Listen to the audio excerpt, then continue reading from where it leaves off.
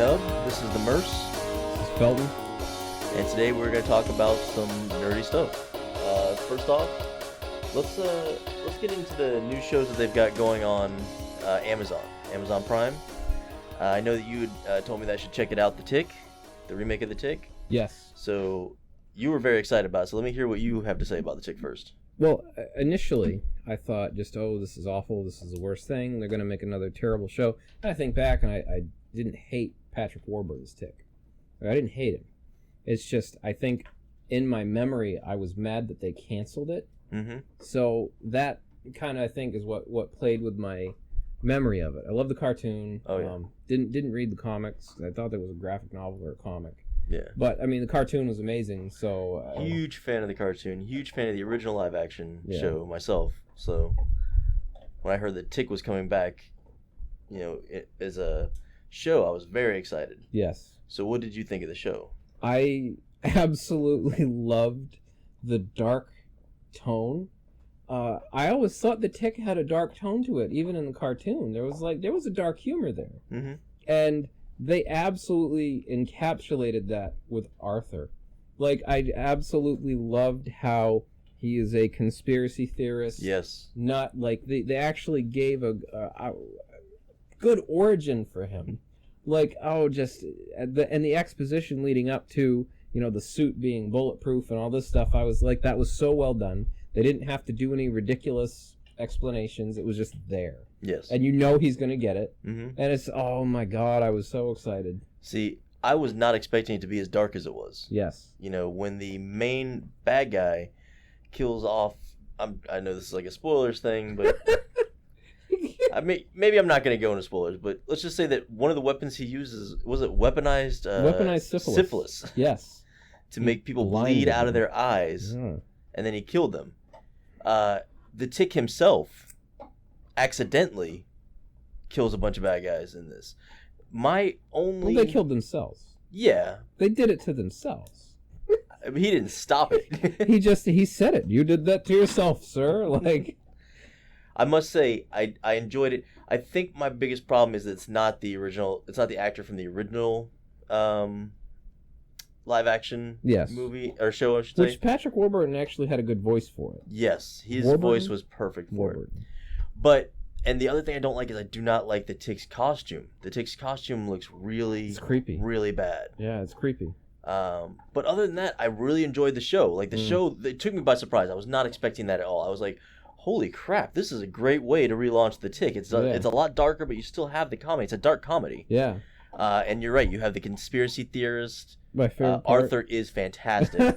He was so good.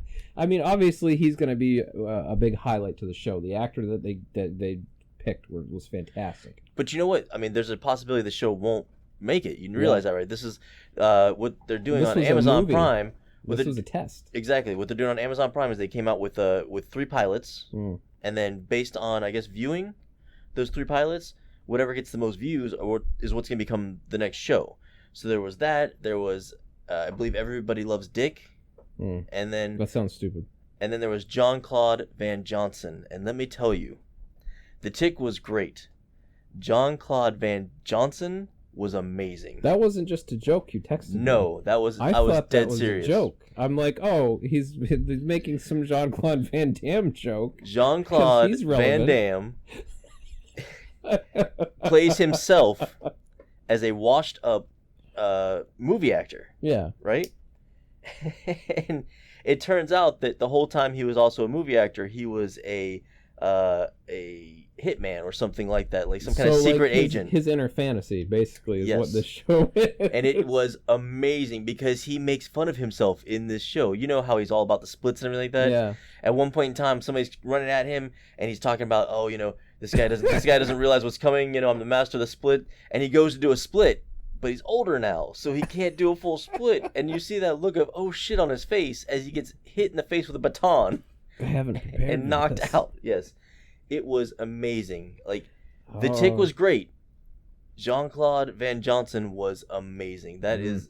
And I have not watched Everybody Loves Dick yet, although I will because it has Kevin Bacon in it, and I'm a big Kevin Bacon fan. He's pretty funny. He's hilarious. Yeah. He's a great actor in general, I think. I mean, he's been in some crap movies, yes. You know, Sure, he was the Nicolas Cage before Nicolas Cage, except for the fact that he was, you know, still a decent actor. Yeah, he hadn't totally sold out into doing just some weird ass. I mean, he took almost every role that came his way. He just happened to be lucky that a lot of those roles are like cult classics, like Footloose and Tremors and things like that. So, I'm gonna give that one a shot probably tonight, and all right, you know, and see how that one is. But Jean-Claude Van Johnson. Well, you haven't seen Jean-Claude Van Johnson I yet. don't know. So. If I got to pick, I gotta go with the Tick. I mean, if they do both, that would be great, because I need to watch it now, because I thought that was a joke. No, it was dead serious. It's amazing. Like, the very beginning of Jean-Claude Van Johnson, some beautiful woman comes out of his shower, and she's got some kind of accent. She's like, "There's something wrong with your shower." And he's laying on the bed, like, just looks bored out of his mind. He's just like, "It's because it's filled with coconut water." And she's like, "What?" And he's like, all my pipes have coconut water."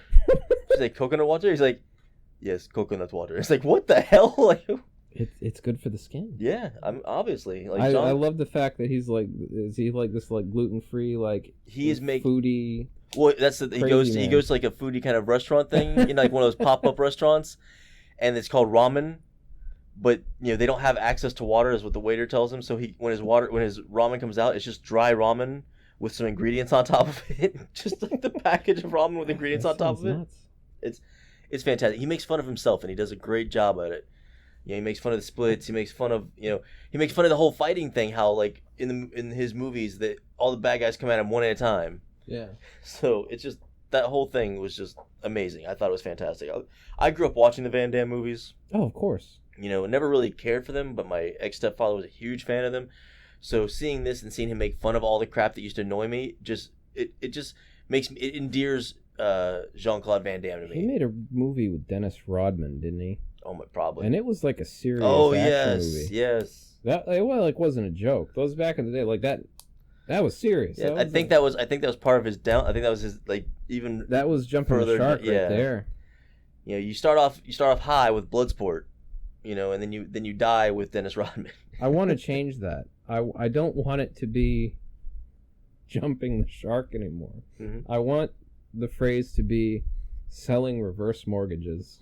Yes. Because especially after seeing that because how sad is it? I mean, maybe he's good intentioned and maybe some people can legitimately benefit from having a reverse mortgage. Mm-hmm. But to see him on there, "Oh, hi, I'm Henry Winkler. Let me tell you about reverse mortgages." I'm like, you realize that this is the new jumping the shark. Oh yeah. Like that's bad. Like, you got nothing else going on. You got to do a reverse mortgage. And again, if it's good intentioned, he's still going to be Arthur Fawn's relative. He's still a handsome man. Yeah, he still has. I wouldn't kick him out left of bed. In him. No. I wouldn't kick him out of bed at all. He still has movies left in him. I believe in Arthur Fonzarelli. So I believe the last podcast we were talking about when I was bringing up or maybe it was a podcast before when we were talking about the board games. We had mentioned the board game Scythe. I did get a chance to play Scythe. Yes, how was it? I was not as impressed as all the hype is making it out to be. I enjoyed the game. I enjoyed it a lot. It's just and it is my kind of game in that you're not constantly fighting against the other people in the game. You're actually it's almost like you're playing your own solo solitaire game and you occasionally interact with other people. It's not like a game where you have to constantly be at each other's throats, which I enjoy. That's my kind of game. But it's a bit slower paced than I was expecting in a lot of ways, and there still is the issue where depending on where you start or depending on what somebody does to you, it can really set you behind a lot. Case in point, when I was playing, I was behind the entire game. I started off strong. Now this was my own fault because I thought that one of the rules went a certain way, and it turns out that wasn't the way it went, and that ended up screwing me in the end. So every time I've played Monopoly. Yeah, pretty much. Okay. But the game itself, it's a strong game. It's a very good game, and I do want to play it again. And I'm sure that maybe after a couple more plays, I'll really enjoy the game. But I don't know if it's worth all the hype it's getting. Yeah. So I want to get another 2 or 3 plays under my belt before I really pass judgment on it. But this is not the new Blood Rage, or it's not the new game like that where it kind of sweeps up the board gaming community and makes people really want to play it. Blood Rage is one of those games that like I fiend to play Blood Rage. This game I could play it. Having like a easy going. Everybody's kind of having some drinks. Sitting around the table, kind of taking your time, doing your own thing while you're playing the game. It's that kind of game, and it's long, too, casual. so it's not. I mean, it's not casual, but I mean, it's not casual, but it has a casual feel to it. If that makes any sense to that's the best kind of casual. Exactly. So I enjoyed it. I don't think it's worth all the hype it's getting right now, but we'll see. I'm gonna play another 2 times, another 3 times, and we'll see if it clicks. Yeah. One of the things that we posted on the Nub, one of the questions I posted on the Nub, I just want to kind of get your feel for it or your thoughts on it. I'm not going to get political here, but this election, it kind of feels like we have to choose like one villain over another villain. Yes. It kind of feels like it's the rock and the hard place kind of situation, with the candidates. So my question to you is, if you could choose any villain from any genre to rule the world that you have to live in, mind you, which villain do you think you could live with? Which villain do you think would be the most beneficial?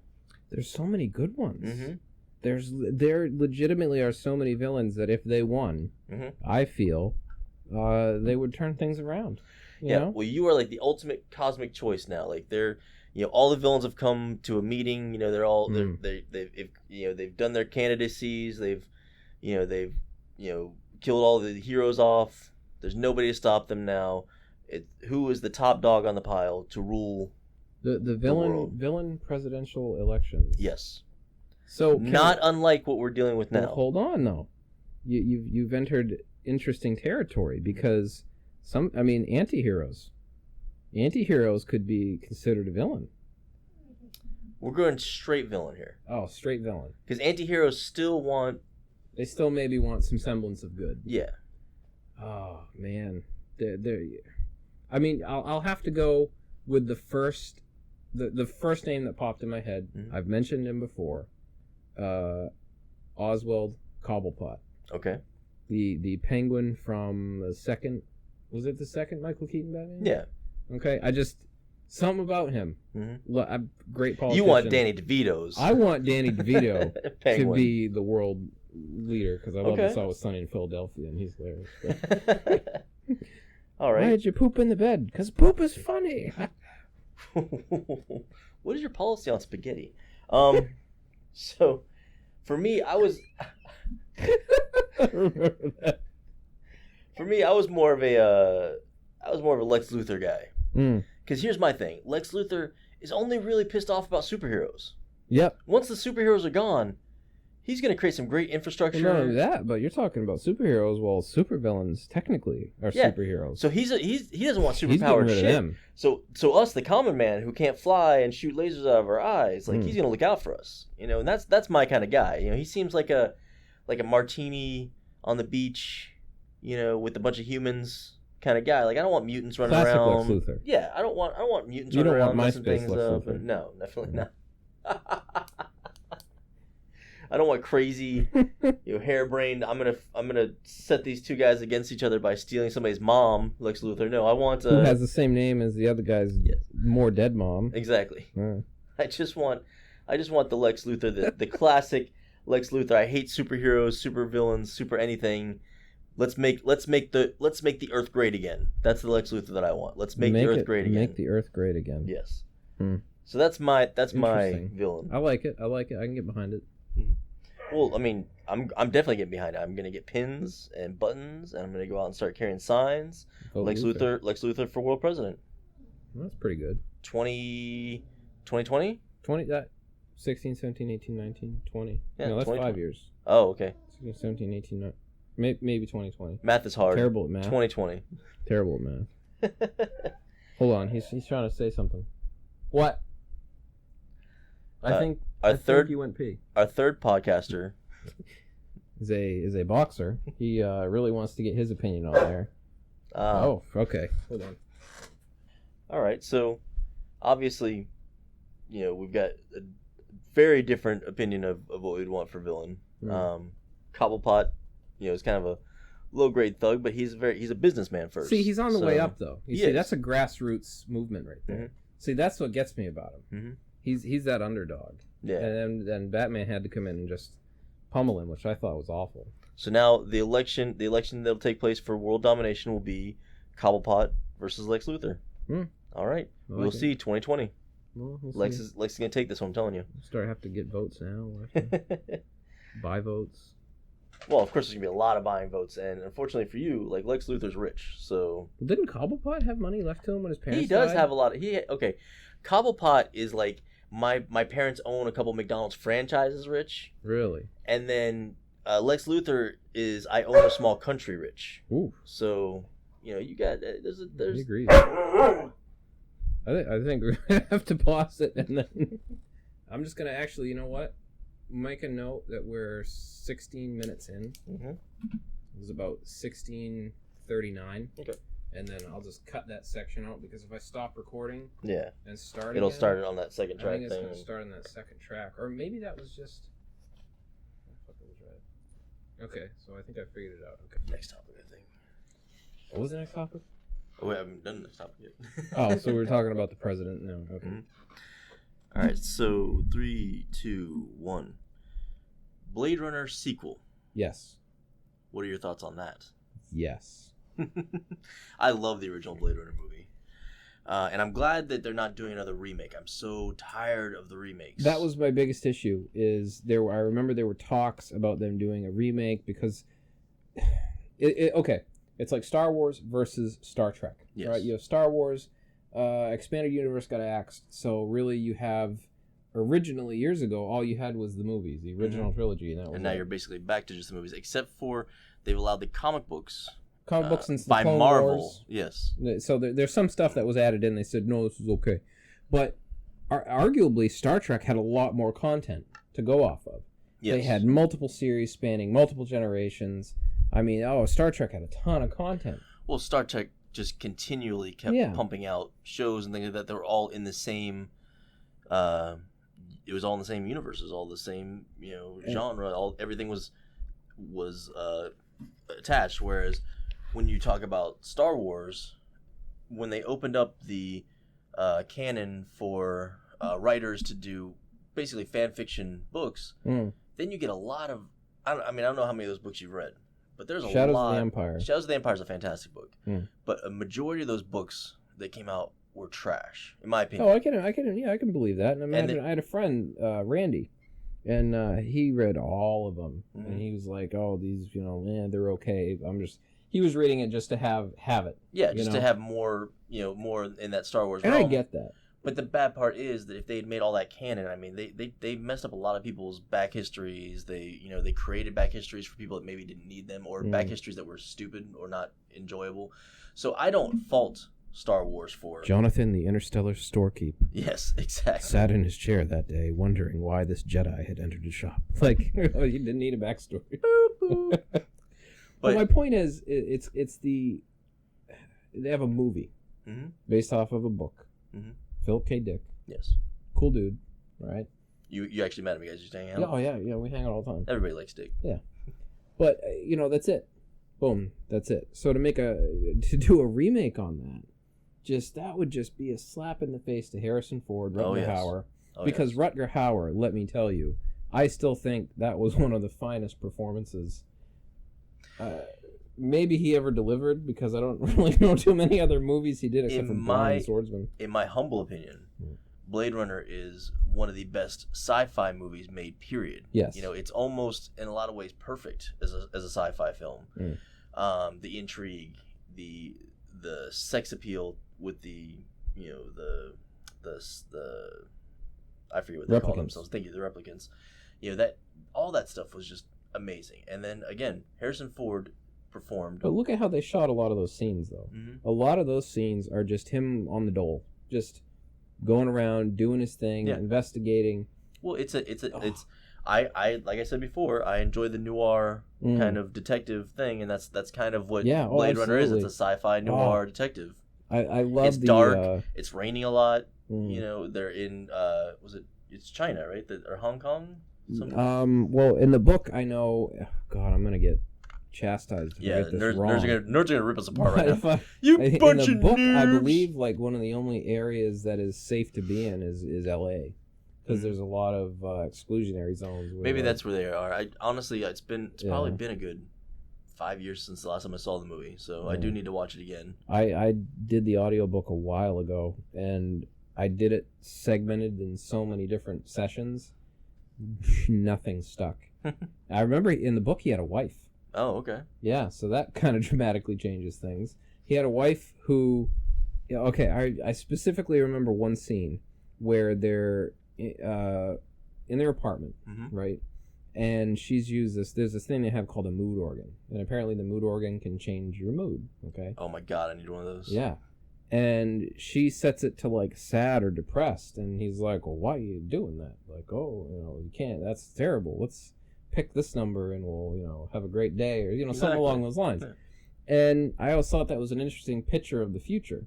And what a great mind he had. Because, kind of look at where we're at today. Mm-hmm. You got these social media sites. If you do anything out of the ordinary, people think you're, crazy. If you like tequila and you believe that you can walk through walls, people think you're crazy. Like, I mean, that's a valid thing to believe in, though. Like, right? She's got the Shadow Cat thing going on. Like, she's Kitty Pride. Yeah, and Kitty Tequila Pride. Absolutely, yeah, okay. Absolutely batshit crazy. Oh, her videos cracked me up. Oh man, that was some good YouTube drama. Let me tell you, that was some good YouTube. Well, drama. we know that you love the YouTube drama. Felton loves the YouTube drama. So, the big news, though, coming out of this so far, is Jared Leto being cast. Now, did you see who he was cast as? Because I didn't see. I apologize. I did not read the article fully. I don't think they said. Okay. I just think he was in it. They said that. I don't even know. No. I have no idea what the plot for this movie will be. Yeah, Jostling. Jostling, I think, is going to be like the. Ryan Gosling? Yeah, Ryan Gosling. Oh, okay. Who was the boy in the Indiana Jones film? Good looking, so. The boy in the Indiana Jones film, in the new one. That plays his son? Yeah. That's Shia LaBeouf. Okay, so I think he's going to kind of be like the Shia LaBeouf in this. So like the son where I just like he's taking over or like passing the hat, which they were gonna try and do with Shia LaBeouf. But he's gonna be like the new agent, as it were. Also, I love Shia LaBeouf. A lot of people crap on him and think he's crazy, but I get what he's doing. Mm-hmm. Like, he's totally into this performance art stuff. Oh, yeah. I absolutely love what he's done. Yeah. Like, some of the stuff he's done, I just think is absolutely clever. Well, it's like Joaquin Phoenix. Yeah. When he was doing this whole thing where he grew the beard and he was doing rap battles and things like that, and people were like up in arms and losing their shit about it. And it, like me, I'm just sitting there going, this is the most clever friggin' thing I've ever seen. Like, this is brilliant. And the fact that people are losing their shit over it, because I honestly do not think that he is crazy. Just like I honestly do not think that Shia LaBeouf is crazy. Yeah. I think that the two of them are just fucking with America and, just having a good time at it. I'm sure they get home and they're just like, I would love to hang out with Shia LaBeouf. Like, I don't think either of them are on the Charlie Sheen train. No, I don't think either of them are screaming about dragging tiger blood and winning and things like that. But I think because of things like Charlie Sheen, they're going, what would be fun? Well, he's just straight up just done like performance art stuff for people. Like, they've asked him to do it and he's done it. Yeah. That's why I think he's so great. Mm-hmm. Like, he's made his money. He's made his blockbuster Hollywood films. The guy wants to do something different. What's wrong with that? I don't see anything wrong with it. And the best part is he's not hurting anybody. Yeah, so. Except for the people he gets into fights with. The drunk.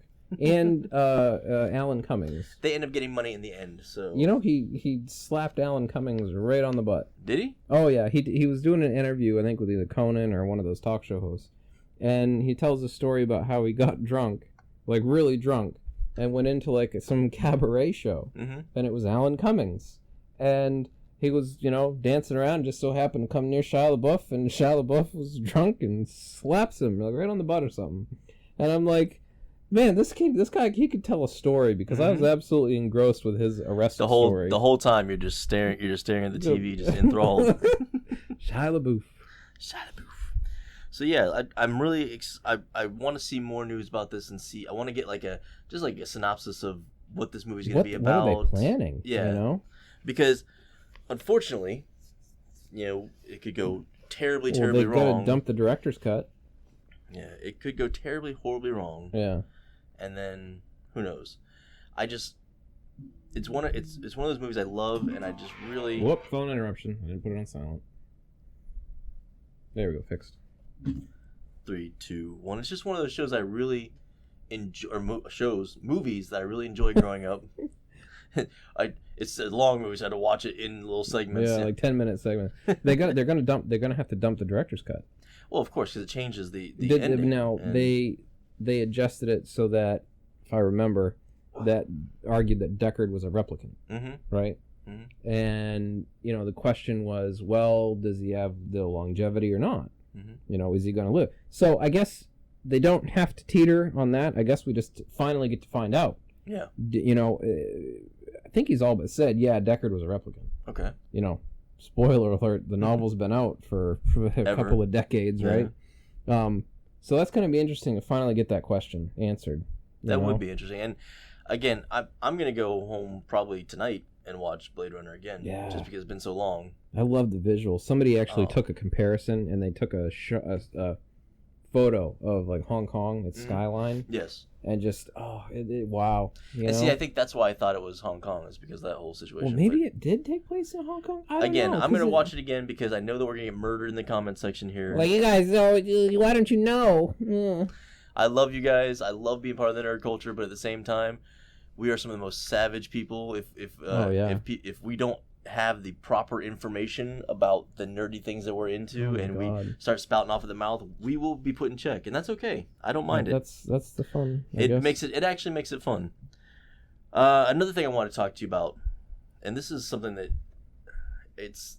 I wouldn't call it a hot topic in gaming by any means, but it is something that is coming more and more into question as games are coming out, and that is paid DLC. Oh boy, I have a topic on that too. Once we get into the discussion. Mm-hmm. Well, let's begin. Oh, it's terrible. Why would you have DLC? You're already charging $60. You're then gonna nickel and dime people, okay, for the random bullshit accoutrements you want to sell. Mm-hmm. I almost said peddle because it's really what it is. It's peddling. Here's an example. CD Projekt, right? They did The Witcher. They did the whole, super mega collector's edition bundle pack. Yes. I love them to death, but why, when I paid $150 for this game, you already get twice the cost out of me. Mm-hmm. I got a statue, and really the only reason I got it was to get the wolf pendant, because I've wanted that for years, so I'm happy. But why am I then going to pay another $30 for another DLC? That makes no sense. That's insane. There should have been a season pass with that. Absolutely. Yeah, that should have come with the season pass. Why then would I have to pay more money for the season? They gave a lot of DLC out for free. Yeah. However, not everyone bought the collector's edition. I didn't really need the statue, but it's cool. I now know what an anatomically correct griffin looks like according to their vision. So there's that. Does it have a penis? I think it does. Yeah. I'm gonna play with that later. Lion's dick. Yeah. So, I mean, yeah, that's a bad example, just because that was a lot of money in the initial investment. Let's move forward. Modern day, because The Witcher's so long ago. Modern day. So we've got Deus Ex, and I put Humans Divided when I took my notes, but then I realized, I'm dumb. It's Mankind Divided, right? $60 price point, just to drop on the game. Yep. And it's coming off the bat with microtransactions. So I've got right out the gate. It's got right out the gate. Right out the gate. Let's see. What do we have? We're on Steam right now. So you've got the season pass for $29.99. Okay. You can get the tactical pack, which it can close the gap quickly and get you to your objective without stirring the hornet's nest. Oh. Okay. So the tactical pack is basically it's a sniper rifle, right? Oh no, I'm sorry. Maybe that's a tranquilizer dart. All right. And the assault pack, yes, that is the bad dude rifle, which kind of looks like a dumb metal AK-47 looking thing with a weird dildo on the buttstock. I mean, you never know when that's going to come in handy, though. You're like, yep, that's in a tactical situation. Sometimes you might need to kill a dude with a dildo. That's what divided mankind right there. So, I mean, right off the bat, you're looking That's at what divide mankind. People that use dildos on their guns, and then people that don't use dildos on their guns. That's what the division was. So there's like 5 guys that want to do that, and then the rest are... No, I think you got it backwards. I think there's only 5 guys that don't want to do that. There's only 5 guys that, like... I will not use a dildo on my gun. On a side note, I started looking at the reviews, and it says mixed. That's usually a good sign that there are people that are pissed. Every review that I read was overwhelmingly negative about the game's performance. You got a lot of fanboys on there. It's not like the original. You got a lot of people going, "Oh, it operates like shit. We'll get a better computer." I mean, you know, your 4 gigs of RAM ain't going to cover it, or maybe I don't even look at the system requirements. But a lot of it has to do with just the features in the game that you can't turn on and turn off. That's what a lot of people are mad about. But my favorite comment, and I screenshotted it just because I could show you right there, and it's just somebody that commented microtransactions in text with a little, you know, text art face and a text art middle finger. That is the best comment right there. Yeah, see, that's the thing. Here's my issue with DLC. When it's something like that, it is ridiculous. Absolutely ridiculous. The game isn't even out yet. And they're like, hey, microtransactions. Oh, it came out today. Well, so yeah, that's exactly the what game is out now, and it'll definitely be out by the time this podcast comes yeah. out. But even before it came out, 2018. Exactly. Even before it came out, those transactions were there. Oh, it's already planned. Exactly. Already I planned. cannot stand that. Like, give me all the game that you can give me now. You know, before the release of the game, give me everything you give me now. And then if you want me to pay for DLC, you better give me like another few hours of content before I'm paying for DLC. I don't want to pay for, this special gun, is, $2 and this is those mini transactions suck dick. I can't stand them. DLC in general pisses me off, unless of course it's something like, case in point, Fallout 3, that DLC that dropped. I really enjoyed it. I thought that was fantastic. But that's what Bethesda seems to do. Bethesda, again, they are kind of the, they do. Far Harbor was huge. They do a lot of DLC, but they also give you a shit ton of content when the game comes out originally. There is over 100 hours, worth of things to do in Fallout 3 before DLC. If I'm not mistaken. There's a lot of stuff to carry. There's a lot of stuff to carry. And then building and everything like that. Like, they've made a game that is going to entertain you for hours upon hours upon hours, right? No, you're talking about Lighthouse Building Simulator. Exactly. 20 Similar to 3, yes. Yeah. Then they come out with DLC that just all that DLC did was give you more excitement, more hours to spend playing a game that you already enjoyed. I'm okay with that kind of DLC, especially because it didn't come out at the same time as the game. Blah, blah, blah. They had to work on it. They had to create, content, all that stuff. But all this microtransaction bullshit, all this, DLC for stupid shit, like different skins for my cars and stuff, like, give me that shit for free. Like, if you've got somebody just kind of sitting around making skins for cars and making skins for your characters, like, I love the Batman games. I do. The Arkham Knight game, I love those games. They are the king of this bullshit, microtransactions, though. Like, they've got, get this batsuit for 99 cents and get that batsuit for 99 cents and yada, yada, yada. I paid $60 for your game, Throw me a bone here, because your game is only maybe 20 hours max. Maybe 30. Maybe 30 if you really do every, little mission, so throw me a bone here. You want me to buy more of your games, like, be cool. Like, hey, we just came out with this cool skin. The new movie's coming out. We got the new skin. You want to know what I imagine? So everybody's sitting around, right? It's release day. They're packaging the install files. Yes. Steve, are you done with the tranquilizer gun yet? No, I need another 10 minutes. We gotta go. Upload it quick. We'll have to sell it later, Steve, so you get paid. Exactly. So that tranquilizer gun, that's Steve, the guy that was late. Yep. That's the DLC right there. Yep. So when you got to buy the tranquilizer, I'm surprised that's not how they market it. It's like help support Steve. They should actually make it like a campaign, like help support Steve. Like have like Sarah McLachlan do a song. It's just like Steve, for 99 cents, per download. Steve can't hold to deadlines. Please support. Please in save the his arms of the angels. Save Steve. So I just thought, that's what I imagine every single time, that there's some fool couldn't get his deadline done. Well, it's just like the alternative skin. That's it's just the like DLC. every game that's ever been created. I mean, there's a lot of shit that ends up on the cutting room floor, Yeah. you know. And then they're just taking that shit, packaging it up, and being like, "Hey, DLC," you know. At least in Overwatch, you use the in-game currency. You don't have to buy the loot boxes. Yeah. So there's that. Everyone bought loot boxes, so you know that. Yeah. I don't know, man. DLC just seems like such a scummy way to take advantage of gamers. And the problem is that we as gamers, a lot of us are completionists. Oh yeah. So we want all that shit. Gotta have it. So it's that damn Pokemon mentality. Pokemon, you gotta catch them all. Really screwed with a whole generation. DLC it all. Yeah, you gotta catch all that DLC, you know. So yeah, I'm not a fan of the DLC unless it's done, you know, where it's actually like worthwhile. You know, another couple of hours of real entertainment. You know, I'll pay for it. If it's just like, hey, you know, Batman has a hat. Okay. Well, I think they flirted with episodic gaming. They've been trying to find this consistent. Well, that's model. what they want to do now. They're talking about doing that with the remake of the Final Fantasy VII game. They've been talking about it. There hasn't been, to my knowledge, other than some of the Telltale games. They tried it with Sin. I mean, I thought that was fun. I enjoyed the Sin remake. I know nobody else did, but I did. You're the one person. It was a Source engine, so you know, basically it was just a Half-Life mod. Yeah.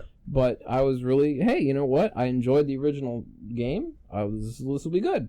And then nope, no follow-up. So it's like, how much time and effort did they spend doing that beginning project? And then, well, not enough people bought it, guys. Sorry, we're shutting down. Sorry, Steve. Yeah, sorry, Steve. You can't hold your deadlines. Like, I don't know. That bugs me, and especially with the Half-Life episodes. Oh God, how long have we been waiting for? Well, I guess it's not going to be another episode. It's going to be a whole new game, allegedly. Gabe Newell. Here's the thing. Like I see the trend of where games are going, video games in general. And I don't like it. It's a pay-per-view. Exactly. It's almost going to turn into a pay-per-view type of thing. These greedy companies are going to start, nickel and diming us down. And I think what's going to end up happening is the same kind of shit that happened to the comic book industry in the 90s. You know, when there's too many things out there trying to grab your money, the infrastructure of gaming will start to collapse in on itself. You know, if I want to play the next Fallout game, but I have to pay in installments. I have to buy, okay, I got to this area and I got to buy this, and I got to this area and I got to buy this, and $5 a month, for a year contract. Like, there's only going to be so many games I'll be able to afford. Yeah. So that means that games are really going to start, collapsing on themselves, and then you're going to see a lot of these smaller companies, close up shop. I mean, it's happened. Didn't the Star Wars game have like literal microtransactions in the game? Am I remembering that right? Which Star Wars game?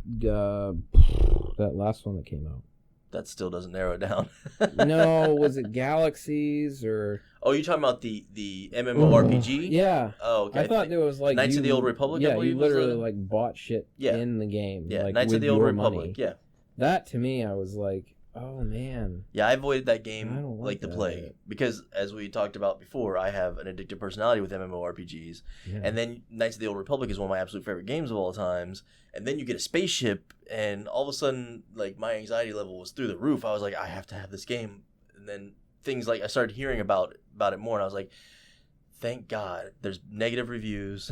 Thank God, for the microtransactions. Thank God for all these things that are kind of keeping me away from buying this game. You know what I did? Not to get off on too much of a tangent, but I made an Imperial spy, right? I made him the biggest, tallest, most muscular. He literally was like an Andre the Giant guy. And I gave him the most, like, British, proper, Imperial voice.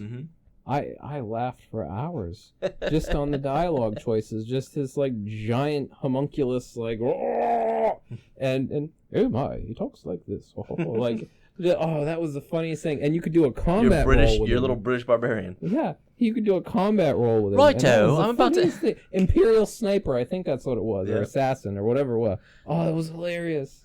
Righto, I'm about to shoot this bloke in the face. Oh, that was the funniest thing. And then that was the last character I made, and I never played it again. I was like, this is too hilarious. I'm done. This is too hilarious. My like, time here is spent. This is what I need to end on. Like, that was it. So, what about virtual reality gaming then? So I've actually been flirting with this. I'm at kind of a crossroads where I need to get VR controllers. It's about $100. I don't know if I'm ready to drop the money on it, just because a lot of the I'm using my phone. Okay, I'm using my PC to run the VR apps and then sending the video to my phone. So the only thing my phone is doing is telling the PC, hey, this is where the head tracking's at. Over Wi-Fi, it's delayed. It's kind of dumpy.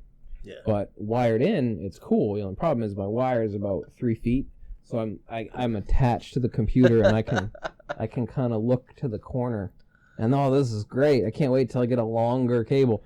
So it for me, it's there, and I can definitely see how cool it is.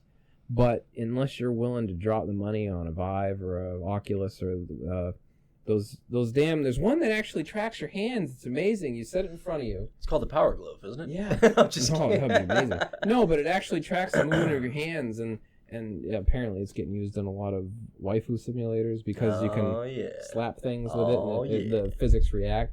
But I mean, I've only seen the tech demos. That's the only reason. Let me throw this disclaimer in there. But it's interesting. Felton Hot Glue's porn report. But it's interesting though, and what got me down this was I just wanted to try and play a first-person shooter with a VR display. Mm-hmm. I want my keyboard and mouse movement, and I just want to play it with it on my face so I can get that full cinematic. Yeah, I'm in there experience.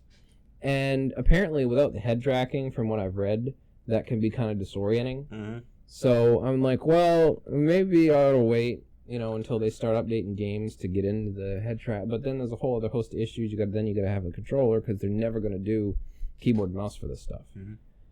I don't know. It's viable. It's viable. Well, it is something that intrigues me, especially with the survival horror games. Can you imagine the anxiety levels that you're gonna go through with a VR game? I'm not going to do that. Oh, I'm going to. No, I am going to, because PlayStation, they're going to have an at-home. It's in the works right now. They're doing the at-home VR PlayStation. I'm excited. Yeah. So again, I think you're going to have the people that love it on the PC. I'm going to buy diapers. Yeah, yes. But you're going to have the all-in-one. I'm just Resident Evil 9. Yeah. I would probably even be one of the ones just to buy it for the console, just so I don't have to dick around with it. Yeah. Because there's a lot of dicking around you got to do. I mean, you got varying generations of PC technology. I mean, you got to have the right system specs. I mean, unless you're buying or upgrading your computer specifically for it, I just don't feel it's going to be something with your existing rig that you can just buy and go. Yeah.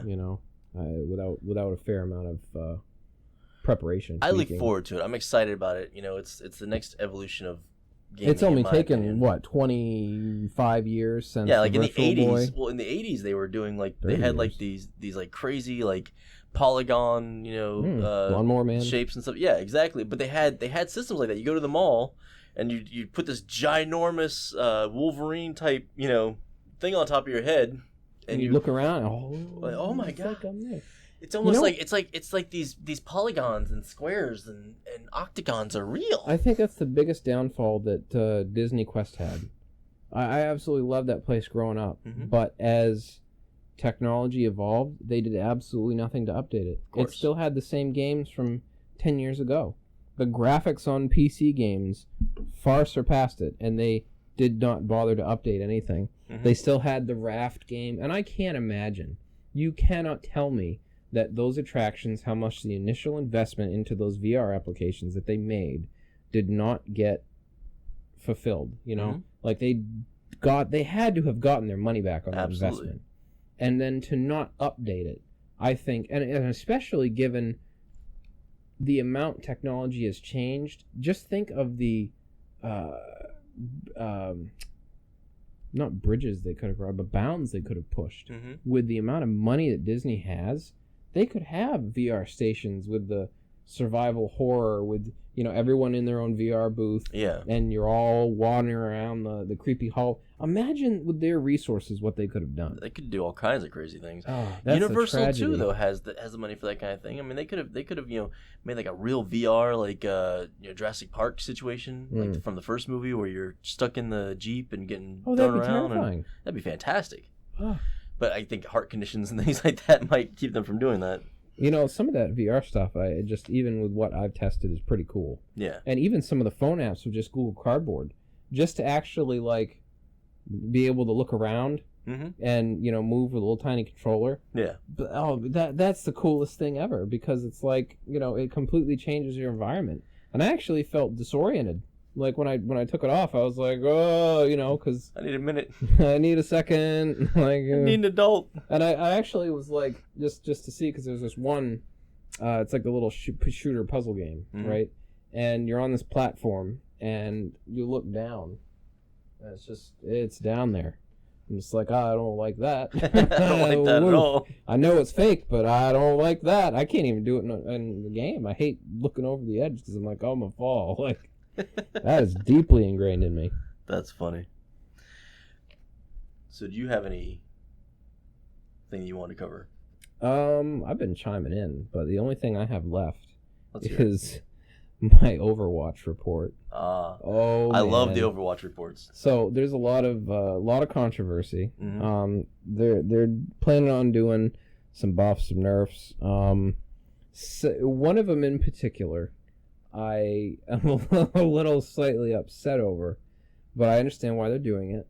I'm sure you're aware who May is, otherwise known as May is Bay, and all those other things. She's become like the hot, chubby, nerd girl icon, I guess, of the game, and everybody's like, "Oh, May's so hot." I think she's obnoxious. I hate her abilities. I absolutely get infuriated when somebody ices me down, freezes me, and then just takes a good 5 minutes to really get a good aim on a headshot, and then pow, headshot you. There's nothing more frustrating than that. I absolutely hate it. So what they've done is her ultimate ability, they're increasing the diameter of her attack. So what it did previously was she would throw out this little ice cream ball robot, right? And he would freeze in a circle, and everybody in the circle would be frozen. Yeah. What they've done is, I think it was 25 or 30% or something. They've increased the radius. Oh my god! And they're setting it to pass through walls. Oh my god! So she's just going to be able to throw that. Just think of all the trolling you're going to be able to accomplish with this attack, and she's already a very troll-driven character. Yes. So I'm just a little bit slightly upset over that, because if anything, she needed a little bit of a nerf, because you can get frozen right back again after you've been frozen. Yeah. So, I mean, it's difficult, too, with a character like McCree, who should be able to counter her. Yes. He throws his little flashbang, and she goes into her little ice... Oh, and also, too, she can encase herself in ice and then heal. So, I'm like, oh, it's just such a frustrating character. Yeah. I absolutely rock when I use her, but I refuse to use her for that reason. Yeah. So, she's getting that. Speaking of McCree, the cowboy man, they're nerfing him. The cowboy man. They felt as though when you canceled his ultimate, they don't let it drops down to 0. And you no longer, because before, if you canceled his ultimate, what he does is, have you seen what he does? No. He announces what time it is. He goes, "It's high noon," and he gets into a real Western, oh, we're gonna draw down pose, and he starts walking real slow, like he's ready to draw down. Yeah. And this gets announced to the whole map, and then all of a sudden his eyes start glowing red. So everybody knows already, oh shit, it's high noon. Shoot McCree. Yeah. Because he has kind of like a Pokemon Go. These little circles that slowly start centering in on everybody. And if you don't click it in time when that circle gets solid, they're going to kill you. So you got to wait for it to get solid, and it takes a good couple of seconds. Yeah. So, and you only have, I think, 5 seconds to do this in. So it's a very hard ultimate to get off. Yes. It really is. As a matter of fact, I would say it's one of the more difficult ones. Mm-hmm. I've only really been able to get like a quintuple kill, like all 5. Yeah. Once. I've had a couple of 4s. Mostly you can get 1 or 2. Yeah. 3 if you're lucky.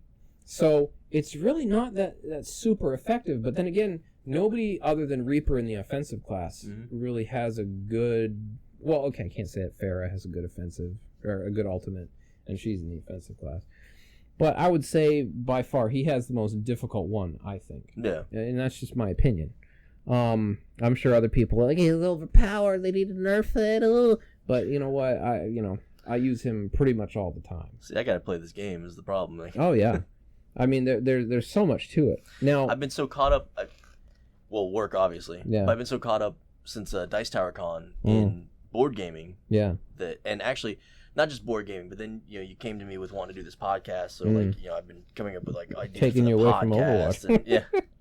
And there's I'm reading a bunch of different books, and there's all these TV shows coming out, and I know these are excuses. If I was a real nerd, I would really buckle down, and I would I would buckle down. I'd play the hell out of your initial cost, and that's it. You don't have to buy the loot boxes. Yeah. There's no microtransactions, realistically.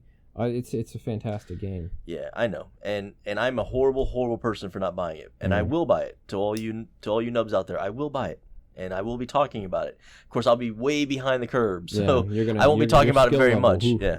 So the last nerf that they're doing, and people are kind of mixed, upset about it. A lot of people like it doesn't affect my play. Is Genji, the robot ninja? Mm-hmm. He previously could double jump, right? He can wall climb.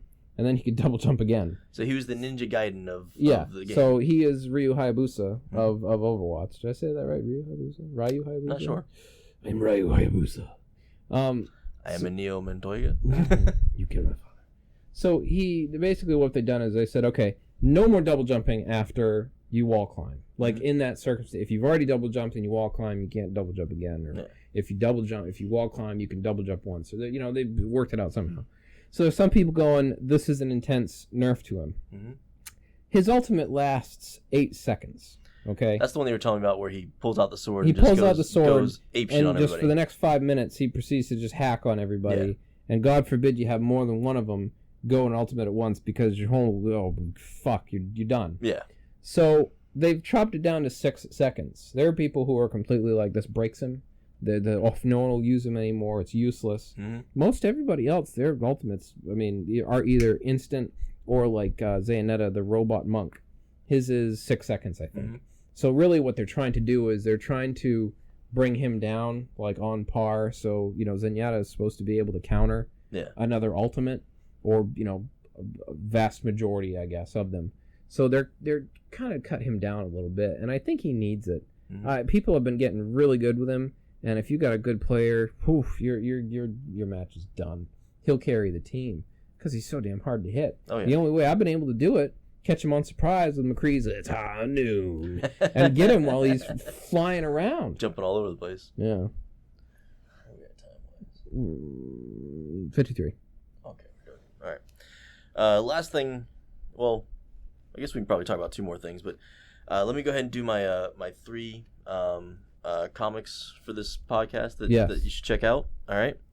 The first one, this one is going to be a no-brainer for most people that are into comic books. You probably already know about it, but Saga by Brian K. Vaughan.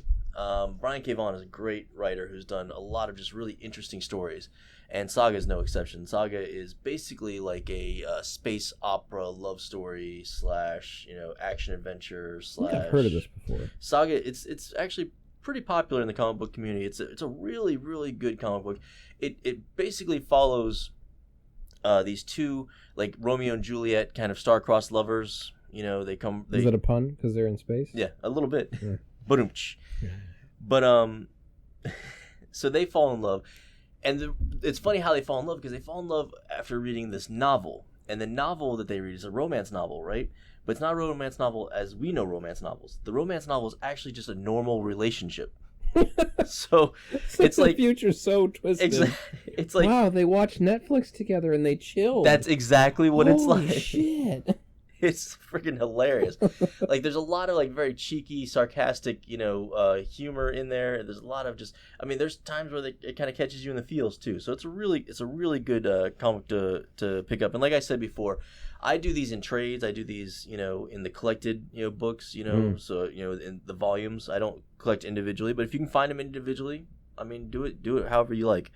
The next one is a graphic novel by Scott Snyder. Scott Snyder is That sounds familiar. Scott Snyder's a big Batman writer. Okay. He wrote pretty much all the New 52 Batman that was really interesting.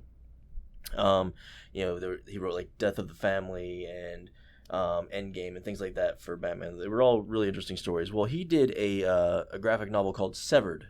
Now, Severed, it's one shot graphic novel. It is the X versus Severed? No, but it's extremely dark. Okay, it's about a serial killer. Okay, and the serial killer actually is also a cannibal and things like that. And you meet this young kid who somehow gets twisted up in this serial killer's web, as it were. And I mean, it is a fantastic book, but it's very disturbing. It's very dark. Definitely not for kids. It's something maybe to read around, in October, around Halloween. Very good, kind of scary story. I really enjoyed it. Around a campfire. Exactly. To little kids. Yeah. As a camp counselor. Exactly. And then get your, camp counselor-ness revoked. Exactly. Who wants back rubs after the story? No. So, you the last one. That. Oh, that's not how it works? No, you don't say stuff like that when I'm taking a swig of water. So the last one is another Scott Snyder book. Again, Scott Snyder, from Batman, but this one is called The Wake.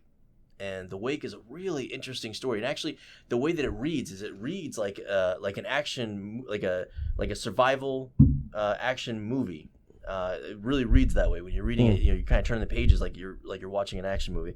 But basically, it's a story of a couple people surviving after the world has, or I'm sorry, not. That's the later stories.